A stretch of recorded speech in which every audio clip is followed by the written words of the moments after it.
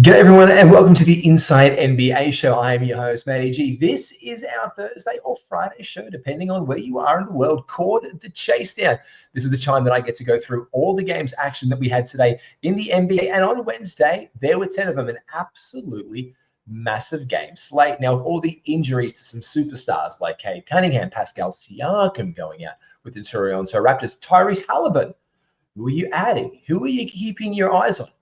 And the big question is it too late? Well, I don't think so. I've got some sneaky ads, all that and more coming up straight up after this.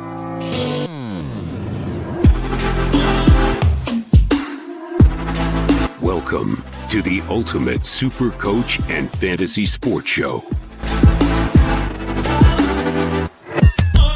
You are now listening to the Insight Fantasy Sports Podcast. Yes, indeed you are. And the Insight Podcast Network and this Insight NBA show is brought to you by many of our wonderful partners, including the Standard Squeeze. I am repping their shirt right now. I got my wife a 4-in-1 cup. I've got a 4-in-1 cup. If you're going camping, their traveler and server size with the pre-mixed shots to a ratio is everything you need and more to enhance your fun on your camping trips. Go and check out all their gear and their apparel at thestandardsqueeze.com.au. Use promo code INSIGHT15 to get 15% off your order as well. And it's not just your first order. No, Ash and the team, they're not one of these like stingy first order only one. Just use it. Like go there now. Order more 4-in-1s. Give them to all of your friends for Christmas. Look, in Australia, we have a saying. We're not here to fuck spiders. Now, it's really weird that anyone would ever consider intercourse with an arachnid in the first place, but it means we're going to cut to the business. And with a 10-game slate, let's get right. Yeah, rewinding through today's action in the Minnesota Timberwolves going down in overtime to the Boston Celtics. A big game for Jaylen Brown. Good to see him finding some form. Shutting that buy low window just slightly, because when a guy has 35 points and 11 rebounds in a game, you don't want to sell them low because you don't want to send out an offer for that because it's going to be shot down immediately. Good to see Jaylen Brown getting some form here. Of course, without Kristaps Porzingis in the lineup, that means Jaylen Brown, generally speaking, has to step up. 16 shots. It wasn't even the most shots on the team, but he was highly efficient, 9 from 16. And what was really good from the Celtics today was their aggression and getting to the free throw line. They went there 47 times tonight. And that really helps you out, get especially over in those overtime victories. 13 from 13, that volume's fantastic. Also love that volume of free throw. I'm not going to say that 3 times. That's free throw from Jason Tatum. I'm a real proud Jason Tatum owner on some teams, and I'm not even a Celtics guy. But 13 from 14, geez, that poised you for a week. 13 of 26, so 500 from the field. The peripherals not there in the spade as they were for Jaylen with the 11 rebounds, only 4 for Tatum. Al Horford obviously chipped in. Drew Holiday, good there. Can I just say, though, Derek White, this is the curious one. I'm not going to say it's buy low for Derek White. He has been absolutely brilliant. There's been a slight regression lately. Let's keep our eye on that one. Karl Anthony Towns, 44 minutes, not even a team high. 46 minutes from Ant Edwards today. Absolutely huge without Mike Conley getting a huge burn there. Nickeil Alexander-Walker continues to be in that starting spot, doing real good work. But Karl Anthony Towns, 25 points, 13 rebounds, 6 assists, and 2 steals. Also without Rudy Gobert in their lineup. He's been brilliant lately. I said a few weeks ago, and I got aggregated a little bit, like, why would you take Cat over Victor Wembanyama? Because I had a feeling that Victor Wembanyama was going to be not shut down necessarily, but dialed back when there started to be some injury issues.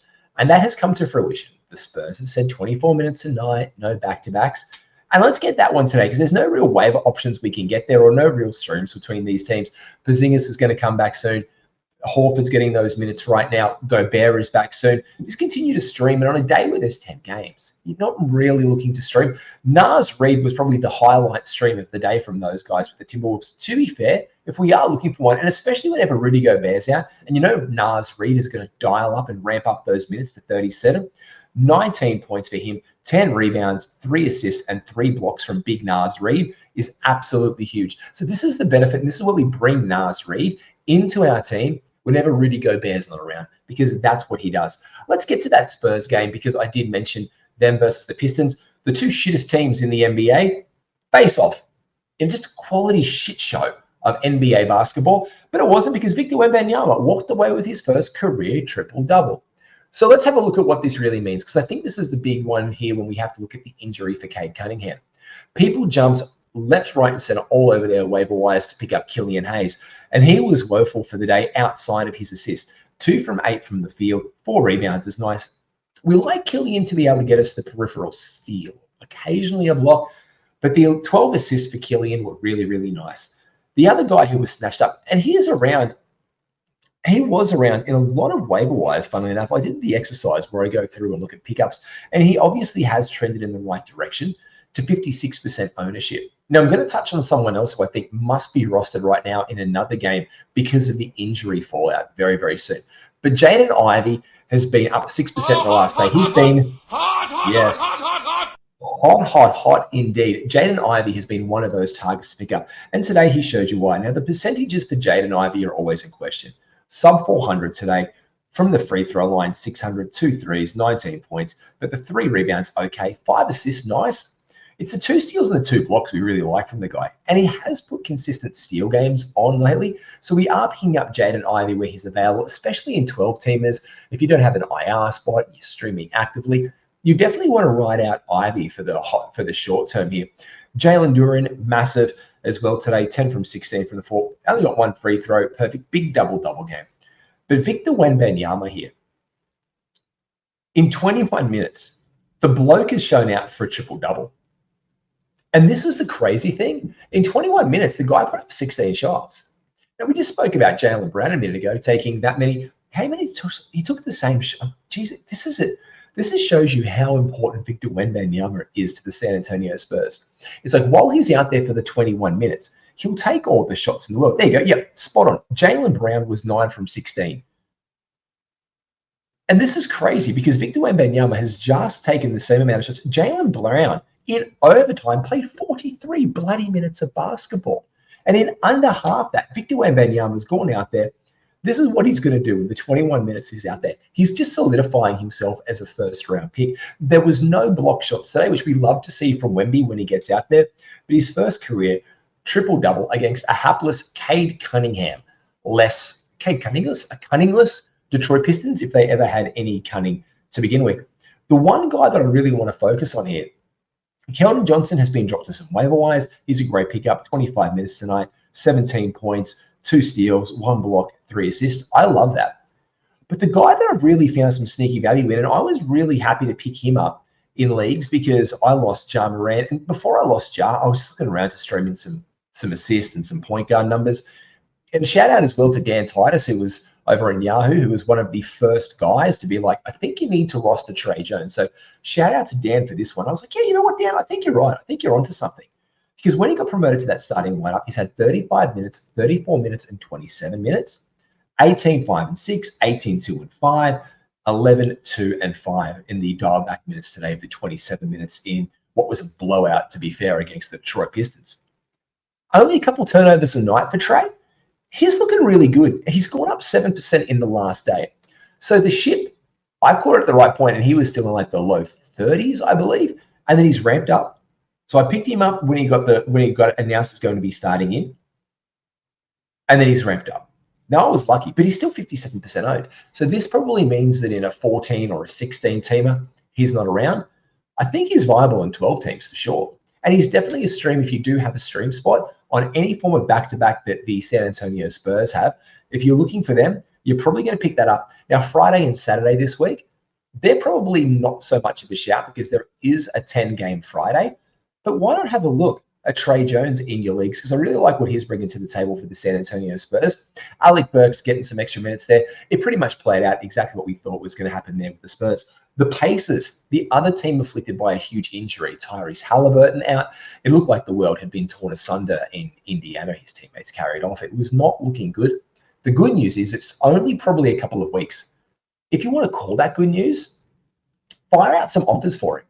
Because a lot of people will want to move him on who need to make moves. And if you're like a league leading team right now, you could probably throw out some decent enough offers for a quality player, hold your position the next couple of weeks, still be playoff eligible in your league, and get Tyrese Halliburton. Don't lowball. Don't be that person. Don't be. Don't be that one. Don't get this. Don't send a low ball offer and get one of these from your managers. Yeah, you don't want that one. But Tyrese is gettable right now because this is the time in week 12 where people need to make a move or they die trying. It's like a 50 Cent album, basically. Get playoff eligibility or die trying. It was actually it's a B-side album, 50 Cent. Don't even worry about it. But the Pacers did get the win today versus the hapless Wizards, 104. And I just say, whenever I need to pick up a streaming target, strength of opponent plays a really important factor in my decisions. And I pretty much just circle out any team who are playing the Wizards or the Pistons or the Spurs and be like, yep, you're probably going to be able to be a better matchup, especially when you need to make a tough call. Like, who is your opponent? And looking at the strength of the opponent, and there's not much strength with the 6-31 Washington Wizards today. Kyle Kuzma has fallen off a bit of a deep end. Danny Advia continues to be a really good ad. And in fact, Danny Advia has been dropped and added more times than I can count in many leagues across the fantasy spectrum this season. In fact, again, today he's been up 4% to 60%, 8% rostered. So he's been a middling kind of option. But the guy brings quality to the table, enough to be full-time rosterable in many leagues. In 12 teams, you probably should add him. And it depends on the depth of those 12-team leagues as well. He's probably gone in those ones. If you've got a shallow league, 12 teams, 10 players, top 120, he's fringy. But look, Denny Advia is someone who I believe has brought back nothing but quality for the season, as too has Dan Gafford today. Dan Gafford, 4 from 6 from the field, 4 from 6 from the line. We expect back, but the 8 rebounds, the 2 assists, the 2 steals, the 6 block shots from Dan Gafford is absolutely tremendous. This is someone who I might look to bring into a center spot later in drafts next year if I'm looking to specialize the box, because there's just no other center apart from Mike freaking Muscala or Koulibaly bringing in some defense in this team. And Koulibaly has not been great. He is not worth a ground of salt lately. The only bright spot for the Wiz, and I feel dirty saying it, was Jordan Poole, 28 points on good efficiency. I feel like Rod Burgundy. I'm Rod Burgundy. Well, good efficiency for Jordan Poole seems just to go hand in hand because he doesn't have it most of the time. The 4 from 6 from the line is pretty bloody ordinary for the bloke, though. I'm not going to lie. Tyus Jones has had a big dip in value and he's been dropped in a few leagues. Keep your eye out on him if he picks up again and starts to ramp up. But the Pacers today. Now, this is what I really wanted to focus on because I know I did a podcast with Adam King for FBI Internet Basketball International and Mick Dell, the big horse from Insight. And I noticed that today Mitch Casey tweeted out that there was the record set in the industry pickup league for $350-something for TJ McConnell. Now, TJ didn't start. Nembhard got the start. Nembhard got 26 minutes, but was atrocious from the field. 1 from 8 against the Wizards. Now, I wouldn't expect that because they're not very good defensively. But 2 steals, that's nice. 5 assists, that's nice. A couple of rebounds, the ball fell into his lap, but the 2 points. It was TJ on the 22 minutes, 7 from 10 from the field, 8 assists, 2 rebounds, 2 steals at a +7 was huge. Now, Buddy Hield is getting interchangeable minutes. Keep your eyes on Buddy Hield. Buddy Hield was one of my favorite options to add when he was traded from the New Orleans Pelicans to the Pacers years ago. I picked him up. I had him at the beginning of the season. I took a flat round flyer on him, didn't pan out. I picked him up, and he ended up chipping in and helping me win my league that year. I've always got a bit of deep love for Buddy, but he's not getting minutes and 0 from 5 from the field. Like, the guy is getting dropped left, right, and center. I think he might be a trade target. They're not ramping him up, and they just seem tenured to not having a consistent starting 5. Obi Toppin back in the starting lineup. There was no Jalen Smith, obviously, right now. But the Mr. Consistency, Miles Turner, 13 rebounds, 18 points. I love that. But this is the guy that I want you to be like. I'm going to call this a brown shakalaka. Shakalaka! It's Brucey Brown. Now, this is curious. When I did that exercise before I mentioned about Trey Jones, Bruce Brown was recently injured and dropped off a lot of teams. And this is what we can use to make our moves in fantasy. The brilliant thing about Bruce Brown is he has triple eligibility. He's not the point guard of the Indiana Pacers, but he classifies as a point guard. In fact, he's a point guard, a shooting guard, and a small forward. And he's gone down 1% of ownership in Yahoo in the last day. Now, this was my little bit of this one. This is a little bit of a like... what the fuck was that? Because he's also been dropped this evening, where this has continued down here in Australia. He's gone 5 from 11 from the field today, 5 from 5 from the line. He was aggressive, 1-3, 16 points, 9 rebounds, 6 assists, a steal and a block, and no turnovers. His last game was only 20 minutes. He rested on the back-to-back. Before then, he's come back from his injury where he was out for a few games. He was out for 6 games. Came back and was decent. 700 from the field, 800 from the field. He has one trash game at 116. At 167 from the field, 1 from 6. But now they need him, especially the next 2 weeks. What are we doing? We need to be adding Bruce Brown. We need to look at our waiver wire, and he's been dropped in 1% of leagues. Throw out a claim for the bloke. Stream him in. Like, if you can, this is a guy who you want to look at. Now, I'm just very curious to see how this kicks out. They paid him a lot of money, and when those guys have a bit of, not pressure, I'm going to say, falls to a guy, but just the need to perform can creep in at a point, and I think it's there. Look, next game, let's get down to it and get through these. The Atlanta Hawks versus the Philadelphia 76ers. Jalen Johnson. Oh my God, it's so juicy. It is so juicy. And look, of course, this is a game goes to overtime. The 76ers don't have Joel Embiid out there, and probably a different story. Great game from Tyrese Maxey, 35 points. Huge game again from Tobias Harris coming back in off his injury. Way to debut. I put him on my bench in one league for Jalen Johnson.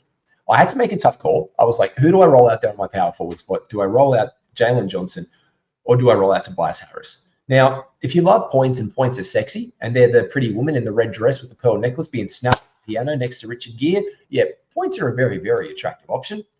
But a nice, well-rounded stat line, like 6 from 6 from the line and 16 rebounds, and 7 assists and 2 blocks and 1 steal and 25 points from Jalen Johnson will serve me bloody just fine. He has been absolutely killing it. Jalen Johnson, I picked him up in the league off the waiver wire, and I've got to shout out to Brano from the wait, I've got his sound here. I'd feel bad if I don't do this. This is big brain time. Yes, it is big brain time. We were both watching, and I knew this. And the fact is, I love that he got Jalen Johnson because he is a much maligned Atlanta Hawks fan. And I was watching what was going on with the Peach Pit, and he was on our waiver wire when he was injured in the Inside I League. So shout out to them. And the day that I was going to do it, Mick Dell from Inside said, when is a good time to add Jalen Johnson? And I was like, look, it's coming. It's coming. And then the next day, no one added him. And I was like, this is my time to shine. I'm going to do it. I'm away on holidays right now. He's coming back soon. And then I looked at about 5 minutes beforehand, Brano had added him. And luckily enough, I'd actually held him and jumped early on him beforehand. But Jalen Johnson has been tremendous. He has been this is the reason why you ship out John Collins, because he has been a top 30 player. Will this keep up? It very well could. But the breakout is real, and it's happening in front of our eyes. And we're in for a fantasy start. And just keep your eyes out in your drafts last year. I don't see this guy falling outside the top 50 in drafts. I don't. I do not see a pathway. And this is the crazy thing. I think he could be even better if DeJounte Murray gets moved. There's an opportunity for him to facilitate even more in this lineup. So big game from him today. Sadiq Bey sneaking up the 3-point percentages in some leagues, if that's one for you. DeAndre Hunter still another week or so off. Bogdan Bogdanovic continues to be the 6th man of the year here. And nothing really to really notice. Paul Reed obviously got the start and only played 19 minutes tonight with the Philadelphia 76ers. Nothing we can really glean here apart from Kelly Oubre Jr. Again, not a very effective game for him, but this is what he does. And obviously old mate Marcus Morris getting these minutes. Like, yeah, they're always going to be there when Paul Reed isn't or the other team goes small. And without Clint Capella, Mekhi Okongwu, the omelet, really good performance from him. 7 from 10. The 2 blocks was nice. The 11 rebounds, the 19 points.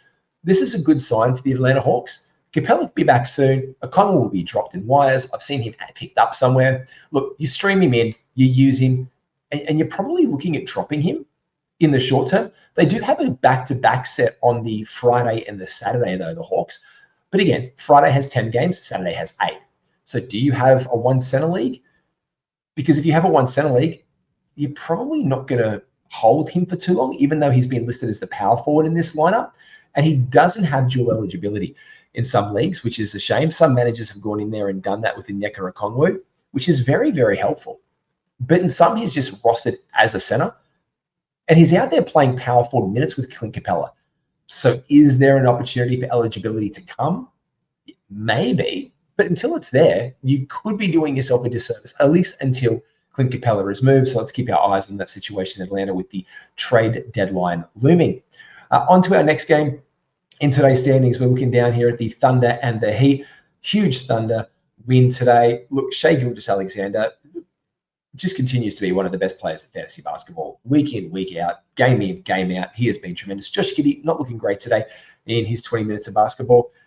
Look, I know Giddey's been, in and out for the rest of the season, but in his absence, it seems like the Thunder have a new god of playmaking in Jalen Williams.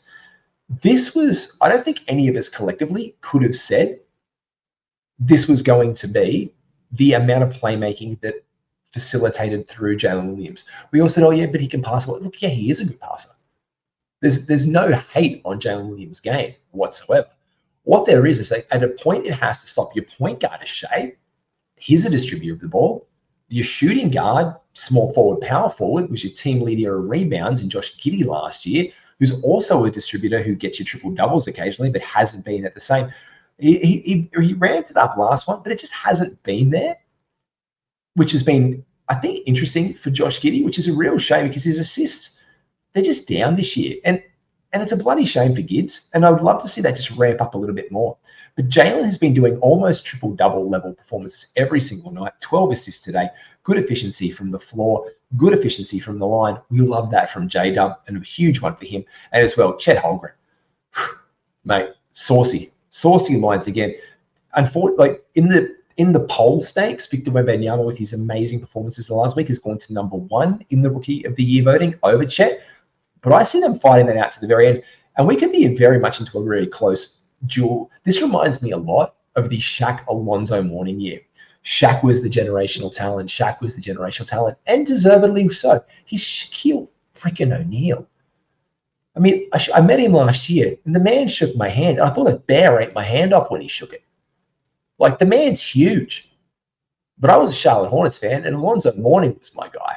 That's what this reminds me of. That's the kind of joy watching Wemby and Chet play for me. It reminds me of these two great centers, brilliant at defense, great team players, really good in their systems. I just love watching those blokes play and having an absolute scorcher. By the way, Duncan Robinson sucked today for the Heat, and he's going to be in and out of lineups and on your waiver wire. You never know what you're going to get. And the other waiver stream here was Lou Dort. He continues to shine in his more defensive presence, Dort. D-Dort. The D in Dort is for defense because he has been tremendous for them lately off the bench. The Rockets today going down to the Chicago Bulls. The lessons we can learn from this one are that Kobe White is still good and still worth a hold and still worth a roster spot on the Chicago Bulls when Zach LaVine is in the team. Now, team leader minutes today was DeMar DeRozan, 43. Kobe White was also there with him. They rolled out that starting 5 there today of Caruso, LaVine, Kobe White, Vooch, and DeRozan. They got the win against the Houston Rockets. This was big minutes from him. Very even distribution of shots. Zach LaVine was still great. 20. His line, if you're going to get some trade bait, this is what you want to advertise if you were the Chicago Bulls. Have you met Zach LaVine? Have you met him? It's like, oh, very nice. He is very nice because 25 points of plus 500 efficiency, 5 from 6 from the line, 13 rebounds. Excuse the French. 13 rebounds, only 2 behind Vooch, 7 assists. Playmaking LaVine. Look, he passes the ball. He plays defense. He got 3 steals and a block shot. That's 4 stocks from Zach LaVine. That's bloody brilliant. That's the advertising pitch. They're just going to send this stat line out to 29 other NBA clubs and be like, LaVine, boom. Because that's their plug right now with him. But this is what you can still get out of Kobe White in this system. Now, the Rockets weren't that efficient off the floor today. Jalen Green was great for 18 points today. Getting a steal and his efficiencies, again, are always not going to be there. And the 0 from 1 free throws, he doesn't hit them. Good for him.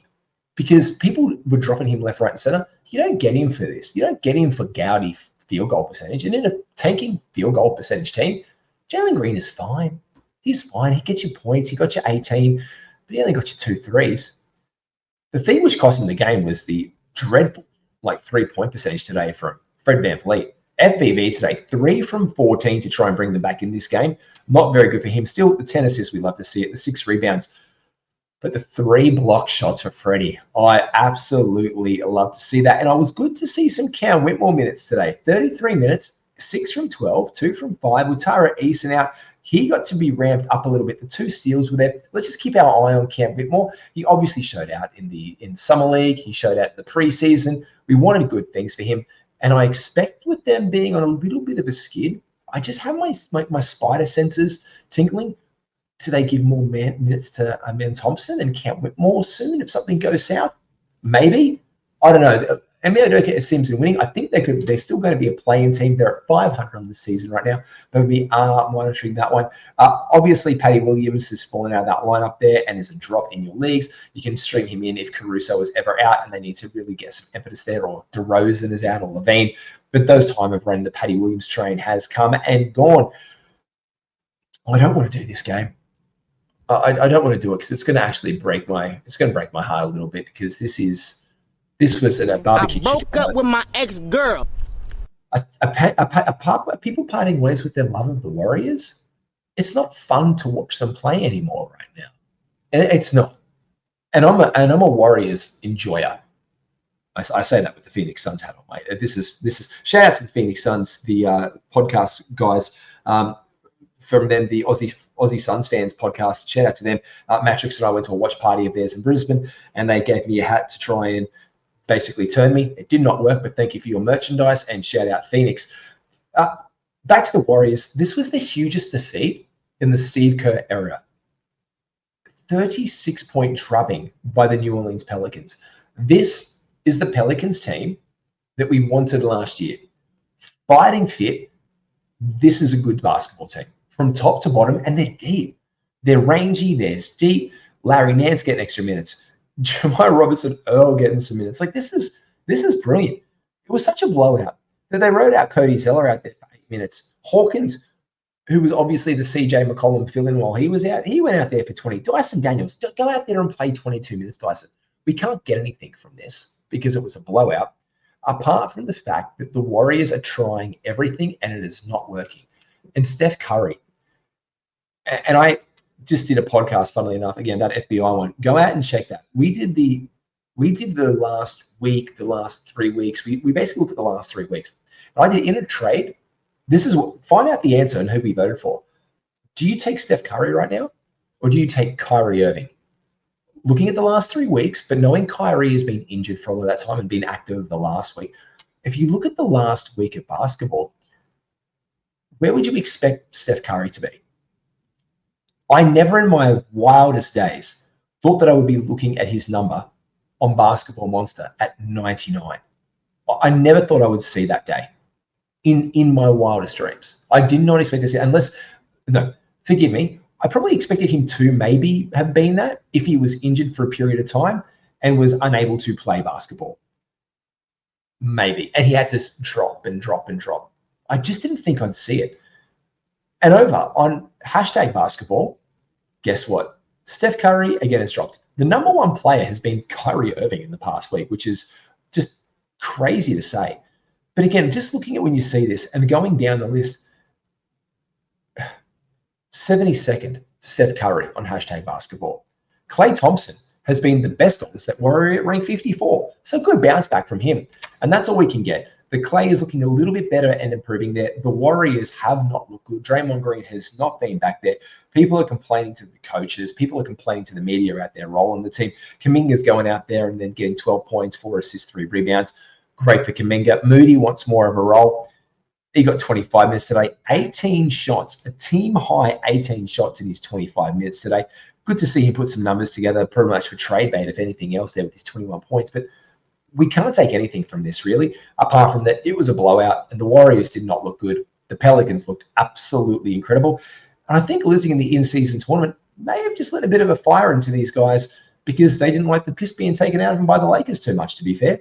The Jazz today, whoever put their money on this one, probably got a nice penny back right here because they were impressive and they led from the front to the back against the Denver Nuggets. The Nuggets tried to rally in the end. Huge game from Lauri Markkanen. Colin Sexton has been tremendous. He was a late round pickup for many this year. 22 points, the 4 assists, the 1 steal, 1 block, for the young bull. Looking good, Colin Sexton. I really like that indeed. And I'm keeping my eye on Jordan Clarkson, by the way, cooked in his 33 minutes. I'm liking my per minute value from Walker Kessler.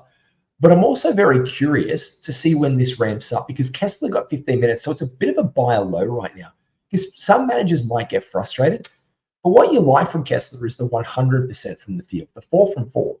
And he was getting 1 from 4 to start the season or 0 from 4 kind of thing. Like, was it 1 from 5? He was looking a little bit trepidatious with that arm injury in the season opener. He came back. He's looking more comfortable and his field goal percentage has risen. I think it's a buy low window just with the minutes right now, but this was a good win for them and they didn't need him. But he's given you basically blocks and stocks every game. 3 today with 2 steals and 1 block, but he's been giving you volume in blocks, and volume is important when we are looking at blocks. Fontecchio, not very good today. Markin fantastic. The only decent bloke today is named Nikola Jokic, who continues to absolutely cook. 8 of 9 from the field. Like, what do you do? He's insane. 10 of 12 from the line, 11 rebounds, 6 assists. Brilliant work from him. Again, they look good. KCP continues to be a really nice cheeky steals and streams and threes specialist. 4 steals today for KCP, and that's looking really good. That'll probably do our wrap-up of all the games today. Let's look at some waiver wire targets and where we can get some value for the coming games ahead. Targets acquired. Yes, indeed. Looking at the targets and our week slate for the coming games. Now, on Thursday, there is 5 games. Friday, there is 10. Saturday, there is 8. And Sunday, there is 5 games. The big thing with the Thursday game is set your rosters early. This is a public service announcement, courtesy of Alex Reclean. G'day to Alex. He's I say a huge fan of the show, but we're a huge fan of him, and he listens to the show occasionally. So I'm not going to fluff it too bad right about now. But Alex made a tweet today, and I reposted it as well. Early bird catching worms. Don't forget, if you are in a lineups league, which locks before the tip off of the first day. Now, some of you are in active leagues where you can bring players in and out until their game tips off. If you were a Cavs or a Brooklyn Nets fan, with the Paris game, it kicks off early. So you need to make sure that you are proactive in your lineup setting. In America, by the time you're listening to the sound of my voice, you might be going, oh shit, I've got to set my lineup, because you'll be waking, hopefully listening to this on your way to work. And hopefully if you're on the subway, I think you call them subways. We just call them trains here. But if you're on your train, or don't do it while you're driving, that's illegal. But if you're doing this while you're on your way to work or wherever you're going for the day, or if you're just chilling at home and you wake up early while you breakfast and scrolling through your phone, set your lineups early, because that Brooklyn Nets game and that Cleveland Cavaliers game in Paris kicks off early, and you do not want to screw up your lineup for the day. So make sure you are well across that one. Now, with the back-to-back on Thursday and Friday, you're thinking, oh, Matty, that's some sauce. Where can I get some action there? Is there any back-to-back streams? Well, yes, there are. On Thursday and Friday, it's the Portland Trail Blazers. So we're looking for guys like Kamara, possibly Duop Reed, Matisse Thybulle, Jabari Walker as our only options there. But this is with the caveat that what position is available on Friday for you? Because Friday is a 10-game day. So your slate of action is really heavy, and the chances are with 20 NBA teams playing, you do not have a roster spot available.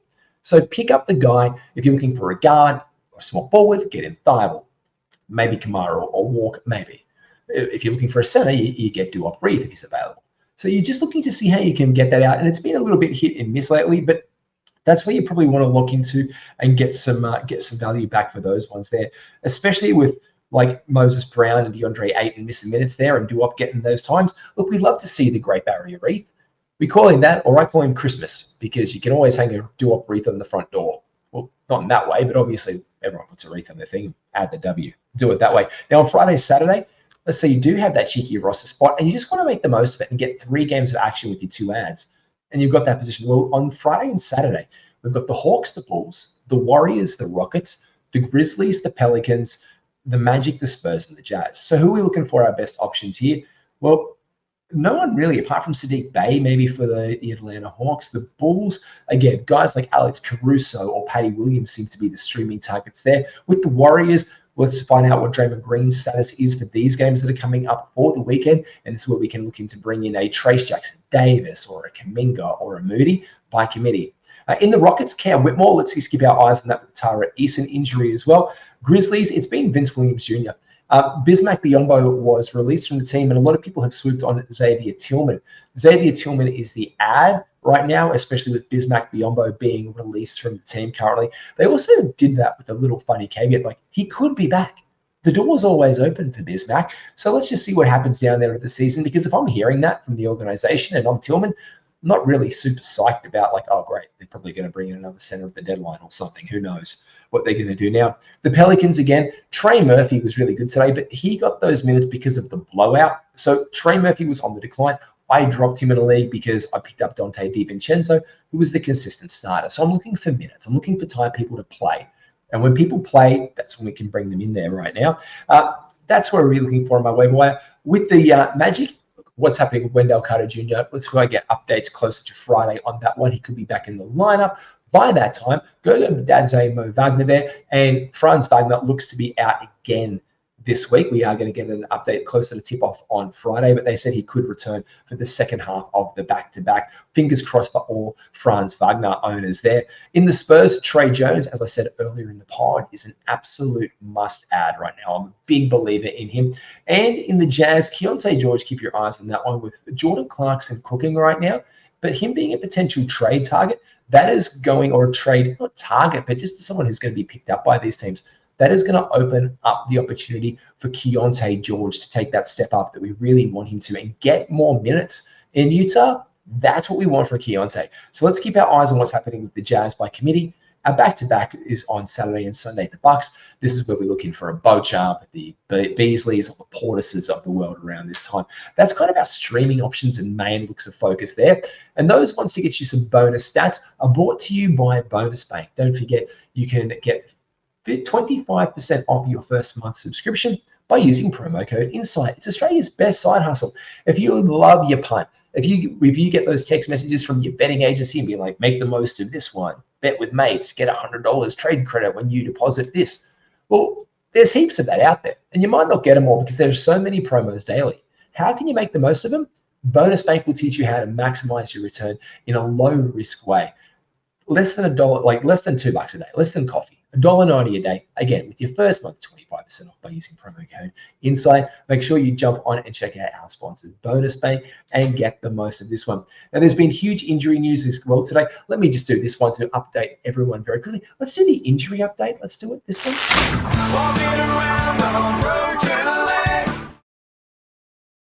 Yeah, the big one today was that apparently, randomly, Pascal Siakam had a case of the Ben Simmons back spasms. Now, I don't know where this was in the second half of a back-to-back, and maybe being in LA, it could be a bit of a pain in the back sometimes. The Hollywood Strip and all that, the blinding lights. Don't know what the implication is, but it could be potentially that we're only a couple of days away from a Pascal Siakam trade. The news there was that Pascal wants max money and that him and the Kings were far apart. That's why they stepped away from the table. But it's really, really curious that they're still mentioning that now with the Kings, apparently earlier this week, to have pulled out of negotiations. He's being quite open that he doesn't see them as a long-term fit because of that. Now, if the player is doing that, I think there's going to be news on that very, very soon. Kristaps Porzingis is a game-time decision. He'll be returning. This is where Al Horford takes that hit. Talking about the Ben Simmonses, he's probably going to be out another week and a half. Let's just gauge with that one. He's over there with the team, obviously, in France, but he's been more engaged and around the team than we've seen him occasionally. So I do get a sense that he could be a couple of weeks back from a return. But again, it's Ben Simmons. We never really know here.